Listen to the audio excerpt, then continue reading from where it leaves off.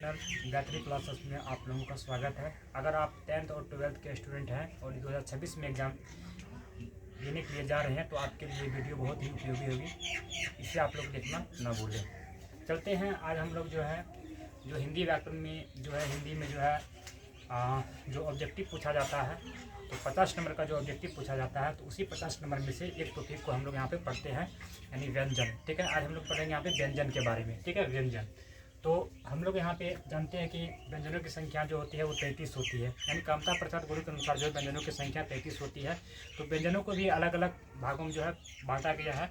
तो आज हम लोग यहाँ पे उच्चारण के स्थान के आधार पर व्यंजनों का वर्गीकरण पढ़ेंगे यहाँ पे।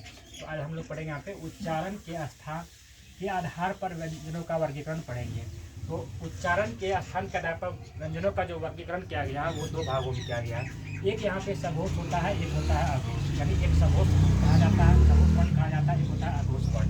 तो यानी पहले हम लोग यहाँ पे देखते हैं कि सघोष क्या होता है। तो जिन वर्णों के उच्चारण में, यानी कि ऐसा वर्ण जिनके उच्चारण में स्वर यंत्रों, यानी हमारे जो स्वर यंत्र हैं, ठीक है, स्वर यंत्रों में अगर कंपन होता है, ठीक है, कंपन होता है तो उसे ही सघोष वर्ण कहा जाता है।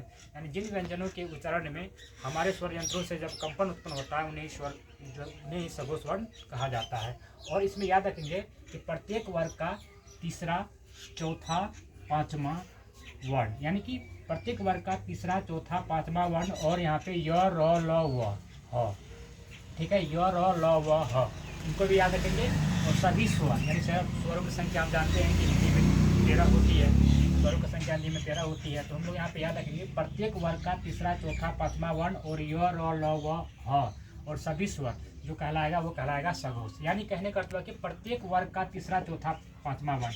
तो प्रत्येक वर्ग का तीसरा, तो यदि क वर्ग का तीसरा हो गया, यहाँ पे ये हो गया क वर्ग का तीसरा वर्ण हो गया वो ग हो गया, चौथा वर्ण जो हो गया वो घ हो गया और पांचवा वर्ण जो हो गया वो अंग हो गया। यानी कहने का मतलब प्रत्येक वर्ग का, यानी क वर्ग का जो है तीसरा वर्ण क्या हो गया ग, फिर च वर्ग का तीसरा वर्ण क्या हो जाएगा ज, फिर ट वर्ग का तीसरा वर्ण क्या हो जाएगा ड हो जाएगा, ट वर्ग का जो तीसरा वर्ण क्या हो जाएगा द, और प वर्ग का जो तीसरा वर्ण हो जाएगा वो ब हो जाएगा। यानी कि हम याद रखना है कि प्रत्येक वर्ग का तीसरा, चौथा, पांचवा। तो क वर्ग का तीसरा हो गया ग, चौथा हो गया घ और जो है पांचवा हो गया अंग। ठीक है, फिर च वर्ग का जो तीसरा वर्ण जो हो गया वो हो गया यहाँ पे ज, और चौथा हो गया झ और पांचवा हो गया य। ठीक है, फिर यहाँ पे ट वर्ग का जो तीसरा वर्ण हो गया ड और जो है चौथा हो गया ध और जो है पांचवा हो गया न। इसी प्रकार से हम लोग यहाँ पे याद रखेंगे कि जो प्रत्येक वर्ग का तीसरा, चौथा, ठीक है, तीसरा, चौथा और पांचवा वर्ण, तो तीसरा ग, चौथा घ और पांचवा अंग।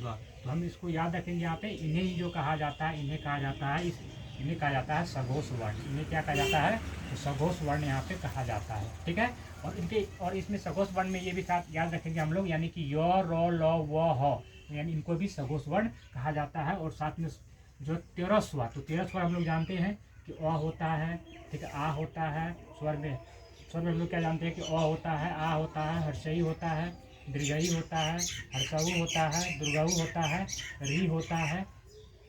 री होता है, और हम लोग यहाँ पे जानते हैं कि ए, यहाँ पे आय, ठीक है, ओ, ठीक है ना, औ। ये 13 स्वर होते हैं। तो 13 स्वर यानी कि 1, 2, 3, 4, 5, 6, 7, 8, 9, 10, 11, ठीक है, 1, 2, 3, 4, 5, 6, 7, 8, 9, 10, 11, ठीक है, 11, 11, 11, 12 और यहाँ पे 13। तो 13 स्वर होते हैं, यानी कि इसको यहाँ पे याद रखना है।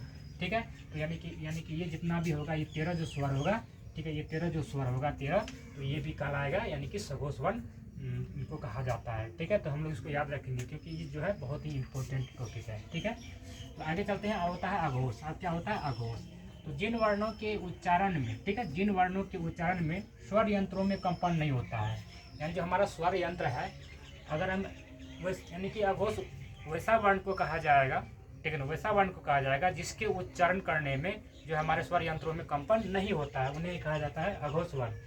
जैसे कि और यहाँ पे याद रखेंगे कि प्रत्येक वर्ग का पहला, दूसरा और यहाँ पे तीनों स्व, यानी कि हम जानते हैं कि हिंदी में 3 स्व होते हैं, तालव्य स्व होते हैं, मूर्धन्य स्व और दंत स्व होते हैं। इनको यहाँ पे याद रखना है। तो प्रत्येक वर्ग का पहला और दूसरा, तो पहला यानी क वर्ग का पहला क हो गया और दूसरा क्या हो गया ख हो गया क वर्ग का।